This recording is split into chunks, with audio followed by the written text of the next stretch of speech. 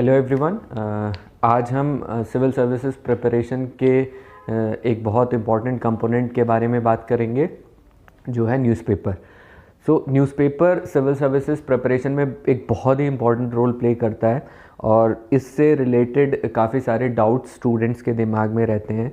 तो आज हम उन डाउट्स को क्लियर करेंगे और हम एक न्यूज़पेपर के थ्रू ये भी फिगर आउट करने का ट्राई करेंगे कि न्यूज़पेपर को एक्चुअली किस तरीके से पढ़ना चाहिए।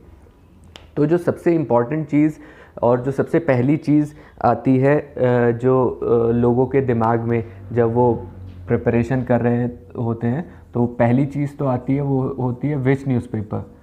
तो ये डाउट बड़ा रहता है बच्चों के। मैं कहीं भी जाता हूँ तो बहुत सारे बच्चे ये पूछते हैं कि कौन सा न्यूज़पेपर पढ़ना है, कौन सा नहीं पढ़ना है। तो मार्केट में बहुत सारे न्यूज़पेपर्स हैं। जनरली सिविल सर्विसेज के लिए लोग हिंदू और इंडियन एक्सप्रेस ज़्यादा प्रेफर करते हैं। कुछ लोग बिजनेस टाइम्स भी पढ़ते हैं और कुछ लोग बाकी न्यूज़पेपर्स भी पढ़ते हैं। इनफैक्ट आप कुछ इंटरव्यूज़ देखेंगे जहाँ पे कुछ सेलेक्टेड स्टूडेंट्स ने बोला है कि उन्होंने न्यूज़पेपर पढ़ा ही नहीं था, उन्होंने बाकी करंट अफेयर्स मैगजीन्स और उस चीज़ों से चीज़ें कवर कर ली थी। तो ये जनरली डिपेंड करता है इंडिविजुअल के ऊपर, वो किस न्यूज़पेपर में कंफर्टेबल फील कर रहा है। मेरे हिसाब से हिंदू और इंडियन एक्सप्रेस इक्वली गुड है, उनमें से कोई भी आप न्यूज़पेपर सेलेक्ट कर सकते हैं। और एक हैबिट होती है कि जब आप कोई न्यूज़पेपर पढ़ना स्टार्ट कर देते हो तो वो आपकी हैबिट बन जाती है और आप उसमें ज़्यादा कंफर्टेबल फील करने लगते हो। तो स्टार्टिंग में आप देख लो कौन सा न्यूज़पेपर आपको ज़्यादा कंफर्टेबल लग रहा है, उस हिसाब से आप उसको सेलेक्ट कर सकते हो। मेरे हिसाब से हिंदू इंडियन एक्सप्रेस दोनों इक्वली गुड है। बाकी अगर आपको बिजनेस टाइम्स कुछ लोग प्रेफर करते हैं, वो भी आप देख सकते हैं अगर आप उसमें कंफर्टेबल फील कर रहे हैं। लेकिन कुछ लोगों का ये डाउट होता है कि न्यूज़पेपर बिना न्यूज़पेपर पढ़े मैगजीन्स के थ्रू चीज़ें कवर हो जाए। बट मेरा पर्सनल ये एक ओपिनियन है कि न्यूज़पेपर आपको एक बहुत अच्छा पर्सपेक्टिव देता है। तो instead of directly jumping to ये मैगजीन्स, आप न्यूज़पेपर पढ़ें और न्यूज़पेपर पढ़ने में आप चीज़ों की अंडरस्टैंडिंग, चीज़ों का पर्सपेक्टिव जो पता चलेगा वो काफ़ी आपको हेल्पफुल होता है। तो पहला क्वेश्चन तो ये आता है। दूसरा क्वेश्चन होता है बच्चों का टाइम।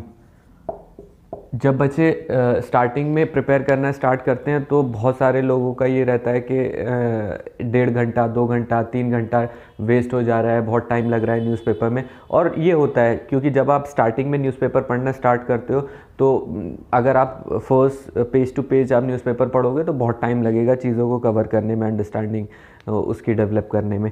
तो आई फील कि अगर आप स्टार्टिंग में जब आप न्यूज़पेपर स्टार्ट करते हैं तो 1.5 घंटा से ज़्यादा आपको न्यूज़पेपर पे टाइम वेस्ट नहीं करना चाहिए। 1.5 घंटे में आपकी most of the things cover हो जानी चाहिए जब आप स्टार्टिंग फेज़ में होते हो प्रिपरेशन के। और जब आप जैसे जैसे प्रोसीड करते हो, देयर कम्स अ टाइम जहाँ पे आपको पता चलने लगता है कि न्यूज़पेपर में से किन चीज़ों को पिक करना है, किन चीज़ों को छोड़ना है। तो वो उस स्टेज में 40-45 minutes maximum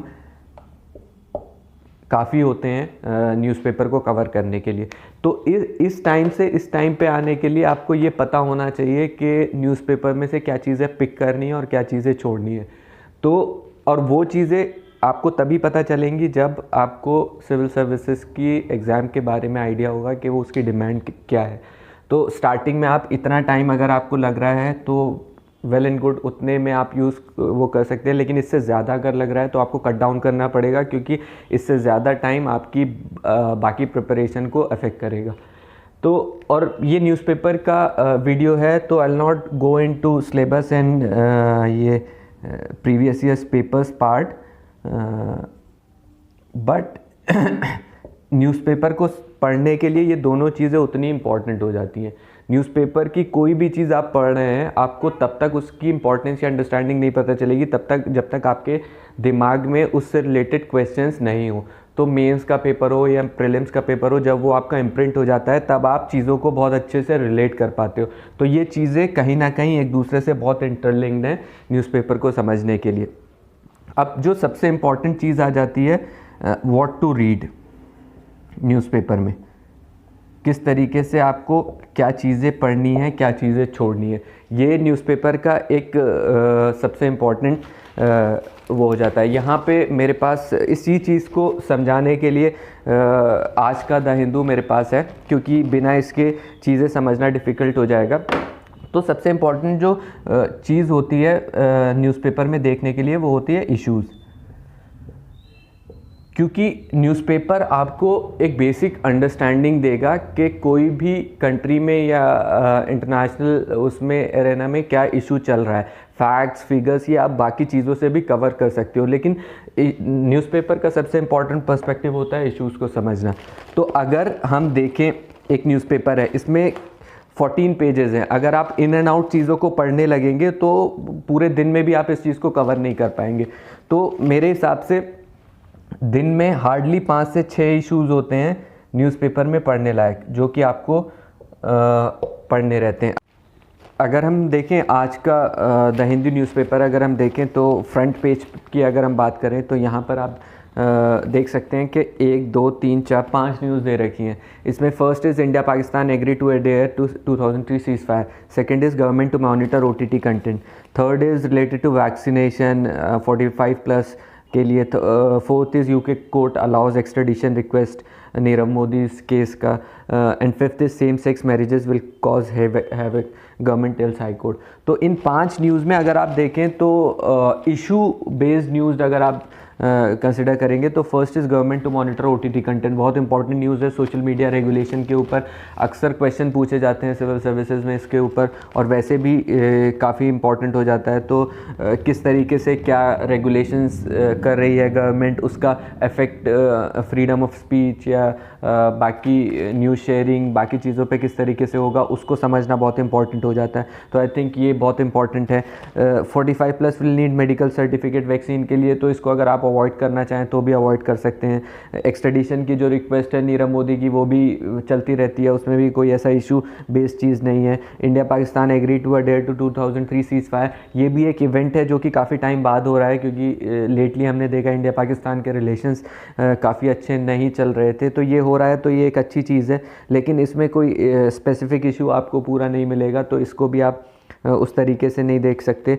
same sex marriages will cause havoc, government tells high court, ये देखिए ये छोटी सी न्यूज़ है बट ये बहुत इंपॉर्टेंट हो जाती है एग्ज़ाम पर्सपेक्टिव से भी और इश्यूज़ पर्सपेक्टिव से भी।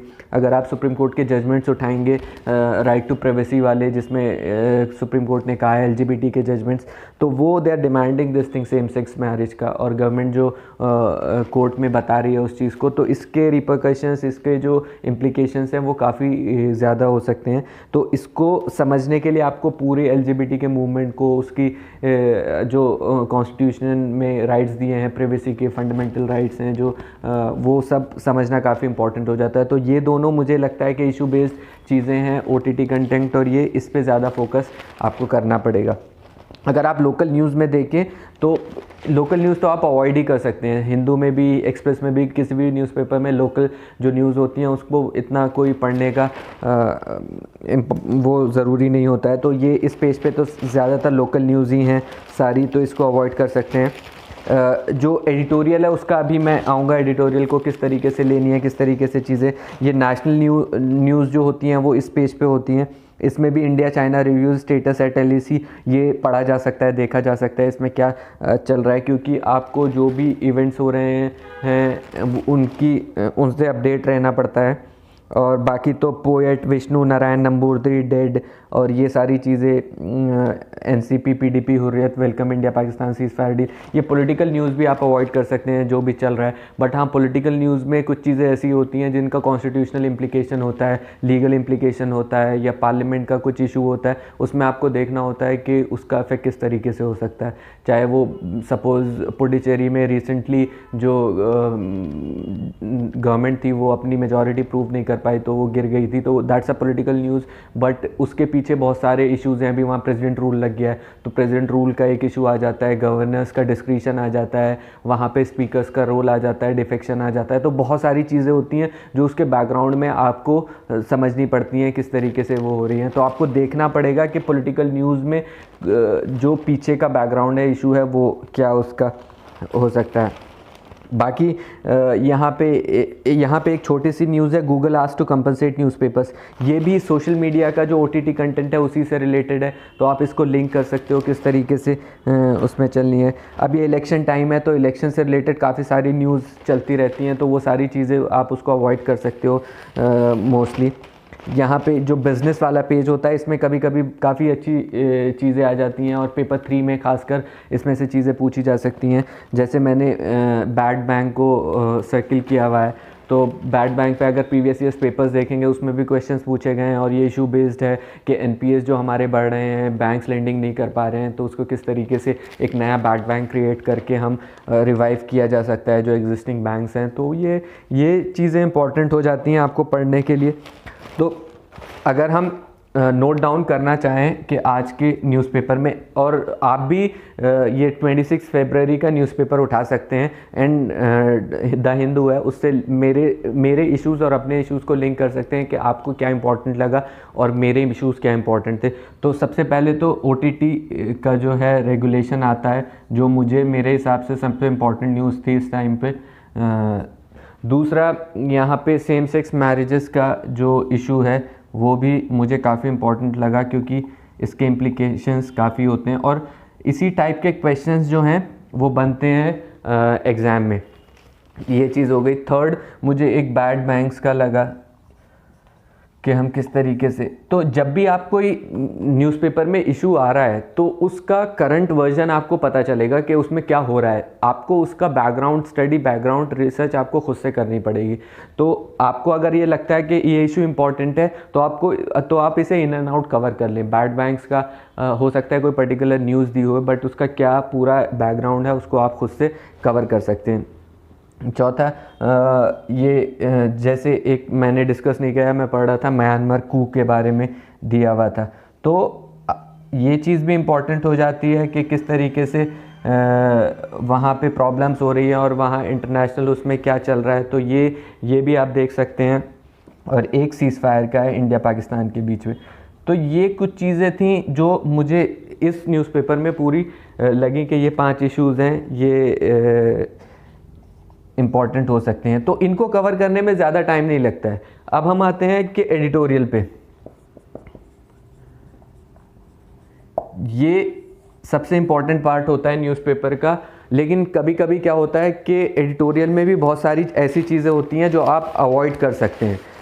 तो क्योंकि कभी कभी क्या होता है कि रेपिटेटिव हो जाता है, बहुत ज़्यादा एक ही इशू बार बार रिपीट होता है, तो आप उसको अवॉइड कर सकते हो। फार्म लॉस चल रहे थे, या सोशल मीडिया रेगुलेशन अब चल रहा है, या दूसरी चीज़ें हैं, बार बार एडिटोरियल जब आते हैं तो आप इन एंड आउट जब एक बार कवर कर सकते हो तो उसे अवॉइड कर सकते हो। तो रेपिटेटिव अगर कोई चीज़ हो रही है तो उसको अवॉइड कर सकते हो। कई बार पर्सनैलिटी बेस्ड एडिटोरियल आते हैं, कोई आर्टिस्ट है, कोई ऑथर है, कोई भी है उसके बेस पे, तो वो भी आप अवॉइड कर सकते हो अगर आपको लगता है कि उतना इम्पोर्टेंट नहीं है। तो अगर आप देखें यहाँ पे हिंदू का जो एडिटोरियल है, इसमें एक यहाँ राइट साइड पे should government regulate online platform, ये वही OTT से रिलेटेड है, बहुत इंपॉर्टेंट इशू है, तो ये आप पढ़ सकते हो, इसको अच्छे से समझ सकते हो।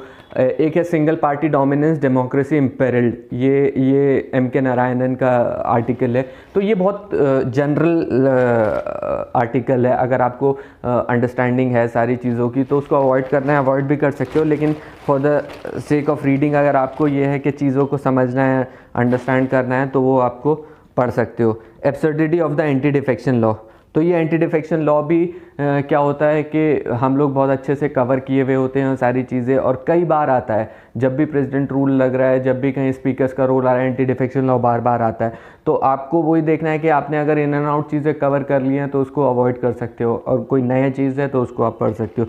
वैक्सीन इनइक्विटीज़, यहाँ पे एक आर्टिकल है, और एक जुडिशल ब्लो का है जहाँ पे नेपाल में सुप्रीम कोर्ट ने बोला है कि उसको वापस रीइंस्टेट करने को पार्लियामेंट में।